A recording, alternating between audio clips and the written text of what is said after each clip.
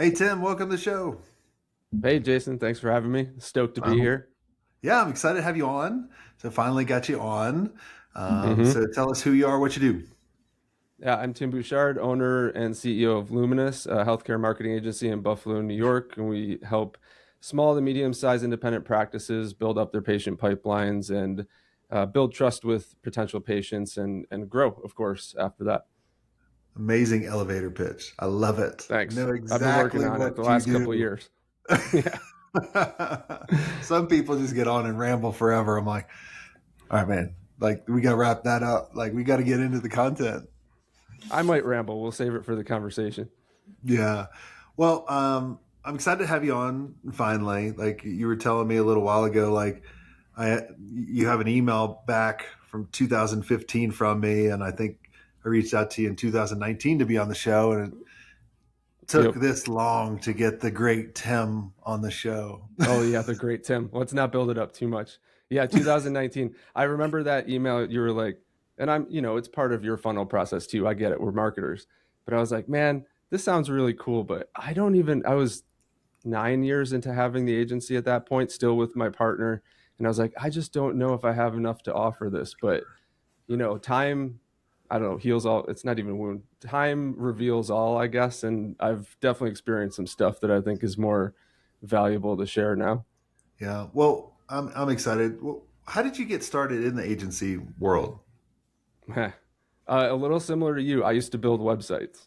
I'm a web guy. I went to college for digital design, web design. I wanted to be a 3D animator, but I kind of just, I guess, went boring and went in the web world instead. Um, and now AI might take over both of those things. Let's see what happens. But Yeah. yeah, so I started working with someone, building websites for them under like a little tiny, two-man shop. And met my former partner who was freelancing with that person. He was in the art and design side. I was on the digital and web side, and kind of just worked out that he had some side projects for me.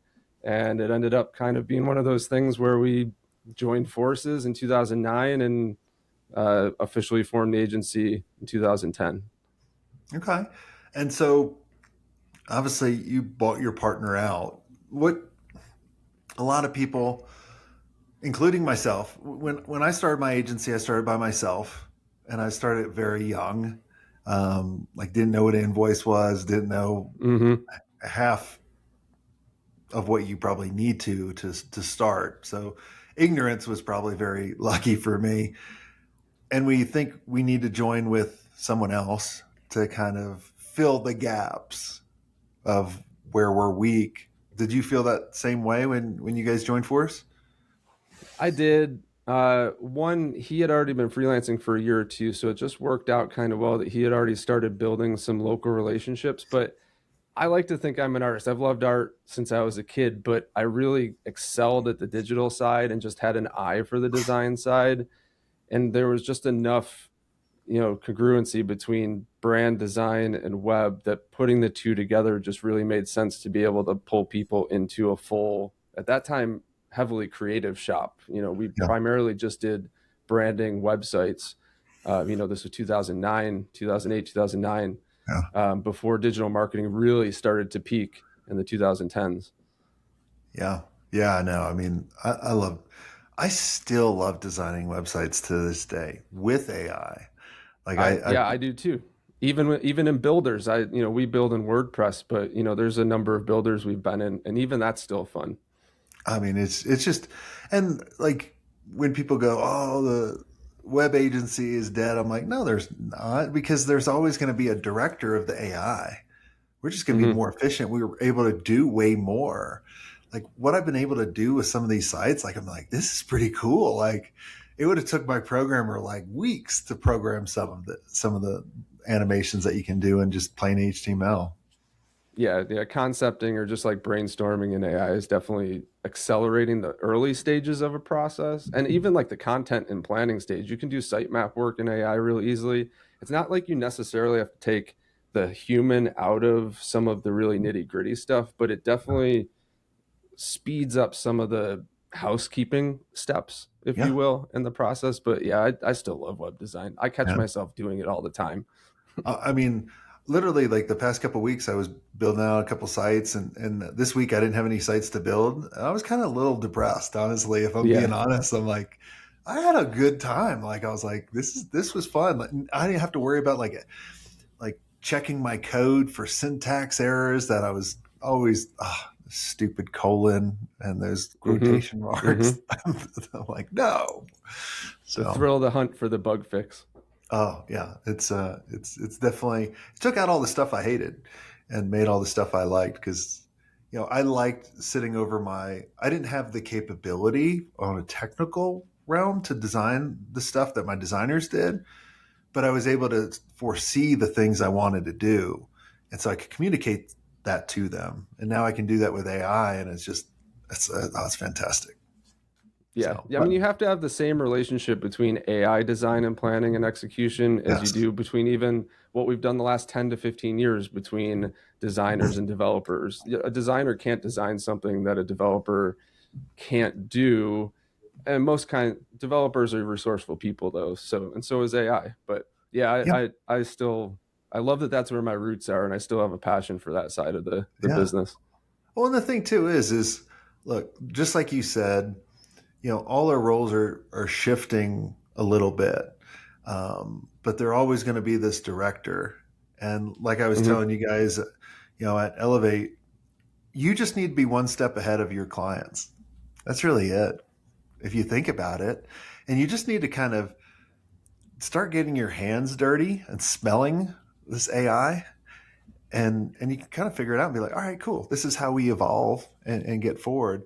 Now you've done a bit of evolving over the years that I want to get into of Hmm. what brought you to the point to really kind of sit down with your partner and say, maybe this is not right for you, or have them say, hey, maybe I don't want to do this. Like, because a lot of people, including myself, I didn't have the courage to buy out my partner. I didn't have the courage to talk to him at the time of going, I don't think this is right for you anymore.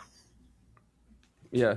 I, I'm in year 16 of the agency now, right? It started, we freelanced together in 2009 for a year, made sure we liked working together, formed the LLC in 2010.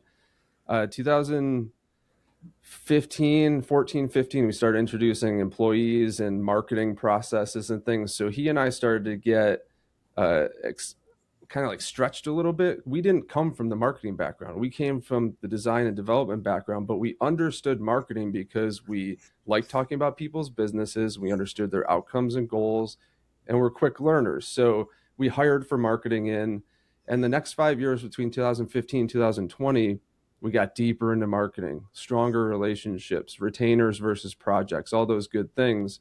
But we hit a bit of a plateau because we were stuck. We didn't have SOPs. We were doing a little bit of everything for everyone. And we loved working with different businesses, but you have to learn each business and their industry when they come on. And we started having conversations in late 2019, early 2020. And the pandemic kind of accelerated this because we really started looking at the business from a performance standpoint.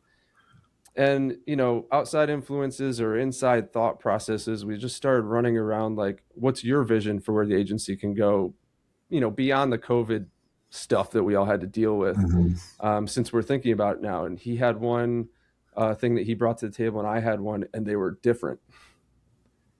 And then on top of that, I really think after 10 years or so, you start to realize if you want to be a business owner or a creative leader or a marketing leader.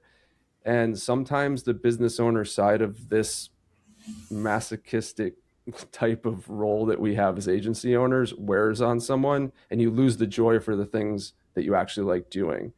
Um, I gravitate towards the business side of agency life, even the stresses of it, which isn't always great, but There's it's, stresses in this business. yeah. Like, what Well, do you see? I always tell people it feels a lot like development. In development, you're using databases, tables, and connecting things to make them work. And in business and agency world, you have people and processes, and you connect them to work. On the creative side, like art and that type, it's a little harder to make that Yeah, mental leap from that application to business application. So between the differing visions that we had, and maybe even differing visions of our own personal lives for the next 10 years. It wasn't, he asked to be bought out. And you know what? That takes a lot of courage to do. I don't know what the plan was after that. And it happened quick. Yeah. So when your partner goes, I want to, I want you to buy me out, that's got to be kind of like were you more relieved or more fearful? Be like, holy cow, I need to do Ooh, this on my own. How am I going to come up with, how do I that's pay him? Like, that's a good question. Yeah, you go into fire drill mode. I also yeah. had my wife and I had our first child 2 months Oh, prior to oh, that. wonderful. And So it's did the water middle. go in your basement and flood that while this was happening too? No, no. Thankfully, we had COVID happen. 3 months after COVID happened, we had our first child in the family. 2 months after that, we had the buyout conversation, and the buyout happened by December 1st that year. Dude, that's stressful. That's Just how. even having a baby during COVID. I mean, Yeah. you'd be like, holy cow. Like, I remember driving across the country because we moved during COVID. And do you remember like wiping down packages, like wiping Hmm. down the gas pumps? We're like, are we going to die? Like, if we touch this? Yeah. Dude, in New York, I didn't even know if I was going to be able to be in the delivery room. It was just a very odd time. So, Yeah. yeah, stack on top of that this like really vulnerable and real conversation that my partner and I had, which is fine. We did it together. Um, Yeah. and it was not an aggressive thing. We worked together on it. It doesn't always go this way, but it was something that he really wanted. We used the same attorney. We came up with the valuation on our own. So this is not a standard process. And it happened quickly. I still had to do a lot of, I had to find the attorney. I had to drive the conversation on the value, make sure that we both felt good about it. I had to find the paperwork and the SBA loan. And now this is the time when PPP loans were flying around. There's loans everywhere. But I still had to find the right relationship for an SBA loan. That had to be processed quick because of the speed of the buyout. It was a hectic four And you months, still got your Q3, hair. Q4. Yeah, it was crazy, crazy. And as fast as that happened, I there was a bit of relief because I did have a vision for where I wanted the agency to go. But then once I realized that I had control over the vision, I was relieved and then immediately like, oh, okay, where do I start? And where did you start? Because I mean, when you're going through that, like I got a client emailed me last night, this long email, and you know me very well. If you send me something very long, like my spidey senses are like, I don't know, I can't concentrate, right? Like, and he wanted to focus Mm-hmm. on like 18 things. And I was like, this is not a list. Like, this is a distraction list. And I think a lot of us, we think of all the things we need to do. So now you're doing it all your own. There's all these things you do. How did you prioritize and going, I need to focus on this and this, like just one or two things? Yeah, so my mind immediately went to what can I do to start enacting my vision? And about a week in, I realized I can't do that yet. I actually had to start with the transition work first. Okay. Think about what happens. A partner leaves under good terms. Um, you have existing client relationships that you have to make sure are still comfortable with the partner leaving, especially if that partner was very involved in production work still, Mm-hmm. right? So you have relationship, work quality questions that happen. I had to do the transitional period first. And not to throw something else on the fire of this conversation, we had a Black Widow client that was about 38% of our billables every month. And that was very important to make sure that that was something that transitioned okay too. Uh, and then after that, even 2 months after that transition period, then it's the I have to look at the functionality of the agency to make sure that the finances are still good, the people that are here are still appropriate, and all of those. And then after that, I can start to enact the vision. And what I didn't realize was it would take me longer to get to the thing I wanted to get to just because of the uh, call it fallout, maybe is probably the best word I can come up with for the post buyout housekeeping that has to get done. Well, it's smart to go about that way of you got to kind of take care of you're planning for the long term, but sometimes in the short term, you got to kind of eat the shit Mm-hmm. Mm-hmm. in order to get through, and probably added a lot more hours, probably a significant amount of hours to Yeah. now you're doing kind of two people's jobs or maybe even And kind I of had to hire three. in. Yeah, I had to, there was production involved in that role. I had to promote from within and hire to start to fill the gaps of where that production was. So think of hiring at the beginning of 2021. It's still COVID, weird business. No, sales is just depressed for everyone.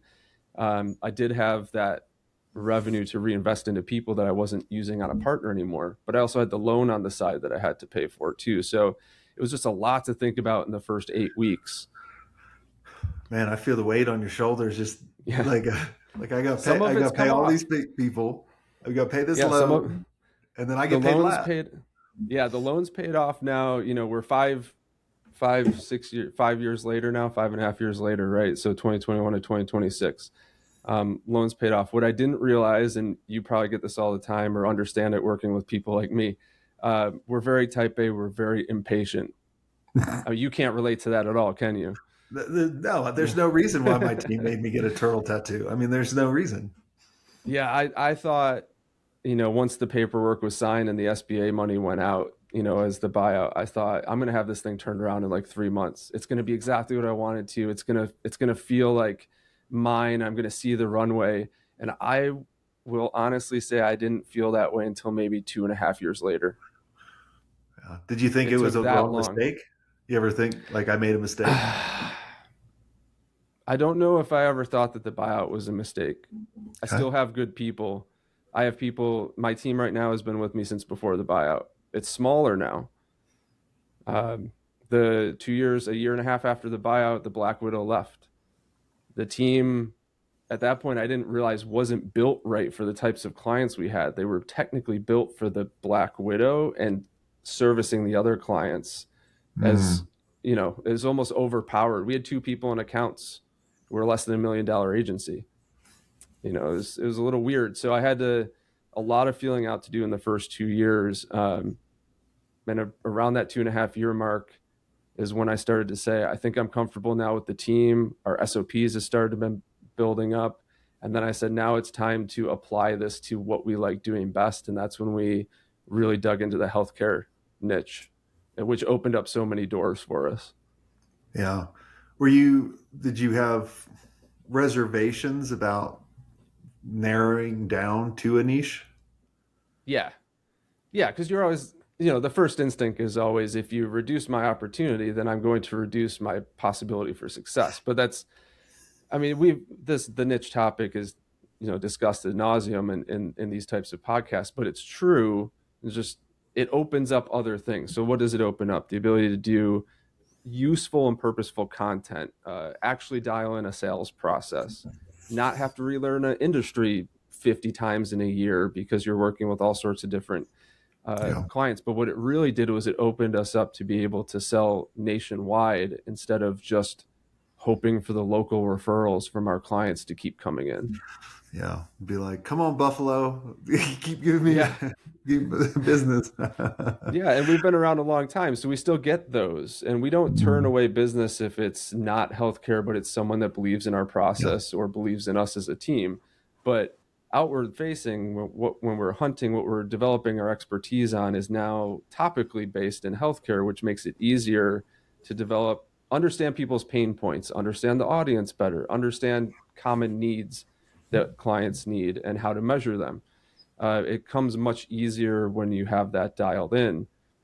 And it's really made it very comfortable, more comfortable for me to do sales now. Because before it was like, what is the message? We like branding. Don't forget branding. Don't market before you brand. Like, that's not a sales message. Yeah. But I could Yeah. go into healthcare and I could talk to unknowing small clients and say, like, hey, I might be able to help you with compliance up front. Is that something you'd be interested in? There's other things we do, but this is something that we care a lot about and might Yeah. help you out. Well, that means something to them, and we get them. So it works better. How did I want to go back a little bit. How did you communicate to your team and keep all your team there Mm, when you were buying out your partner, because that could be a big distraction unless maybe some of your team already realized, be like, well, that person was really kind of lost and not really there. Like, how did you communicate, and how'd they take that? Because I think that's one area that people kind of question when they're going through, like, if I buy my partner out, what will happen to my team? Like, if I buy them out and then my whole team leaves, I don't have a company. hmm Yeah, it was smoother than I think you'd expect the answer to be. There was communication from both of us before the buyout that this Okay. was amicable and a life decision, and we brought it to the team together. So that helped. It wasn't like coming out of left field and there's something wrong. So immediately everyone was at ease. It wasn't a decision made based off of like clients leaving or anything. It wasn't even a COVID based decision. It was just a lifestyle decision made by my partner. So that introduced the topic well. What happened after that was the team didn't really change for the first year. I actually hired into it. Remember when he left, I had to replace some of those positions. So the team grew. It was invigorating. It added new life.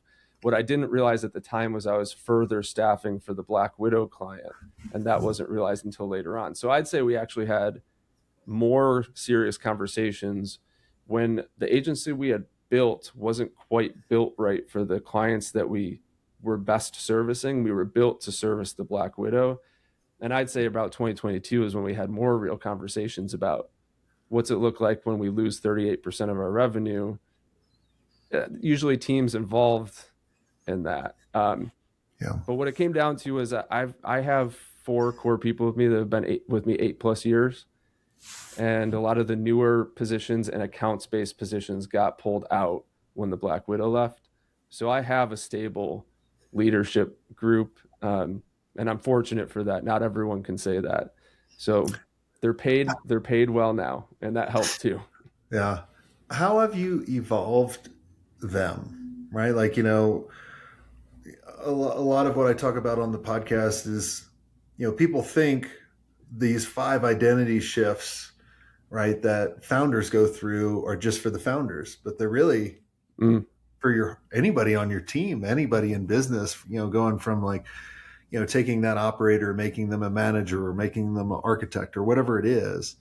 How have how have you evolved them in their role?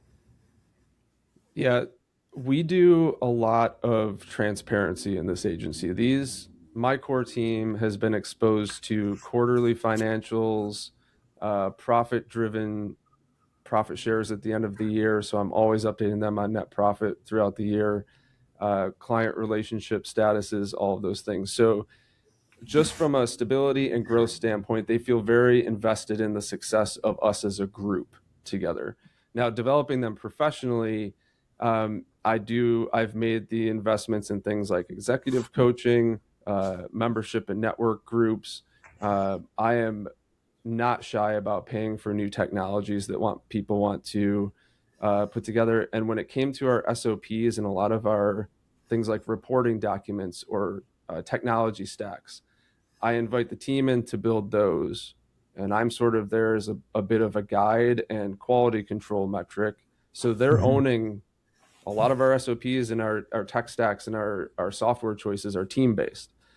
So they have to learn it, bring it to the table, own the process, and then I Yeah. help say, oh, well, let's touch up something here and touch up something there. But this was yours. I just help kind of like shine it up at the end. Yeah. And I think having people own those things is the way to get them to buy in further. So Well, I'm financially transparent with them. Vision is transparent with them, and they own a lot of their own processes. yeah. I mean, it's like the analogy I always tell everybody is, you can give fish to your team or you can teach them how to fish. Right. And Exactly. when you teach them how to fish, they become that leader, for the team under them, and so on. And it keeps compounding faster than you think. And it takes off a lot of pressure from the person in your role, because then you don't have to make all the decisions. You're only hmm making the really big decisions for where the ship is steering. Yeah, and that ship does not turn quickly. We are not No. talking speedboats here. We're talking like that barge that got caught in that one canal 2 years ago that like was stuck for 60 days. That's what we're talking about with turning agency stuff. Yeah. I mean, I couldn't believe I felt like I finally accomplished the foundation for the scalability of this agency after 3 or 4 years after the buyout, going through Yeah. all those phases of that turn. Well, it's exciting to see you grow and the agency grow. So, congrats on all of that. Is there anything I didn't ask you that you think would benefit the listeners listening in? I mean, I really would just reiterate the idea that agency owners are a special breed. We're all competent at lots of the things we can do in our agencies, and we can also learn them fast. And we're very good at what we do. We can do them fast, but the people we hire are not us. And sometimes I think we have an expectation that if we just piece off a part of ourselves, that piece will be just as expert, just as fast, and it's just not the reality of it. Um, I think I can't remember if it was Michelle from our group or someone that said if you asked a client how is the work going and they say it's exceptional but you think it's only 85% of your standard, guess what? Your opinion doesn't matter. The client's opinion matters. And I'm not advocating for doing work that isn't great, but sometimes our internal perceptions of where we need to be financially, work quality, whatever it might be, are just a little bit high and a little bit impatient. And if you can reduce a little bit of stress if you like pull back on that and understand that you're putting in a lot of work and things take time. Yeah, well, I think that's the curse of being the founder or the owner, because I know with me, I'm always trying to learn something new all the time. And then I look back at what I did yesterday. I'm like, oh, that's crap. But Well, especially with the AI stuff, it changes right, yeah, every like 6 hours. exactly. You're like, oh, that's so like that's so last week, Yeah. and I Oh, want to redo Claude. it Oh, all. yeah. Yeah, and you want to redo it all, but for 99.99 of everybody else, they'd be like, this is awesome. But then like you're just aware of the capability now, like a week later, and you're like, oh man, we're switching everything. And that's why I think too, like with Darby and Stacy and Jody and all our team, it's like you have to. I feel like I'm the gas pedal and they're the brake, and you have to have both to get up the road, Hmm. because I just fly off the road. And you can't dictate that either. Just going back to the team driven part of this, if you dictate and do everything and just hand it down and force it on everyone, you No. can drag them along, but it might not be successful and it might not stick. Yeah, you're the manager, right? Like it's like we hired people to take away some, like give us back some of our time, but you haven't set up any systems and you hired the wrong people, so now you're doing their job, your job, and managing them, and Hmm. you're working even more versus thinking about like how do I become that architect and really kind of design those systems that you were talking about to make your team better, where they can actually make decisions and not come to you to kind of free you up to do the stuff that only you can do at that moment. And you just Well, keep and evolving, right? I'll say this too on the AI note and systems and processes. I am a web designer. I'm a business owner. I do not want to build an SOP. That's the last thing I want. I'm not big enough to have I don't have an operations manager.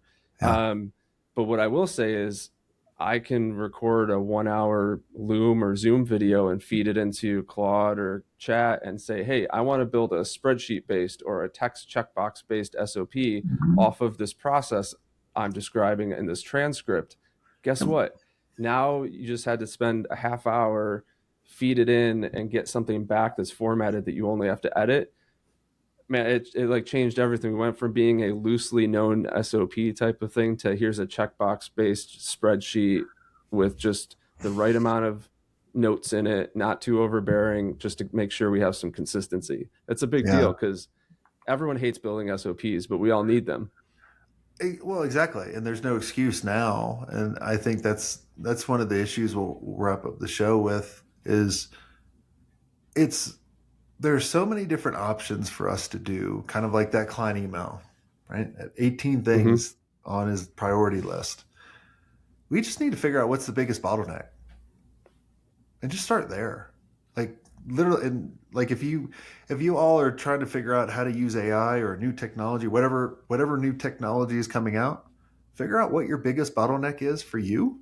Figure out what your and help your team figure out just your one level down what's their biggest bottleneck, and then implement technology to help you with that. You'll be light years ahead of everybody else because everyone else has those 18 priority lists that they'll never finish because it will never And be think about perfect. the team is apprehensive about AI, right? We're creative, we're producers, we're executors. A nice little half step is, well, can the AI help you make your process faster? Yeah. Building the SOP is something that could make your quality control better, or just your mental like QA internally better. And if they get used to that, then maybe they'll be more open to integrating into like concepting or something like that. Yeah. But it's a nice half step to that technology adaptation. Awesome. Well, Tim, thanks so much for coming on the show. And everyone listening, if you guys enjoyed this episode, make sure you like, subscribe, give us a review. That'll help us reach more people. If you've been listening to the show for a couple of years, I'd appreciate it. And thank you all for listening. And until next time, have a swank day.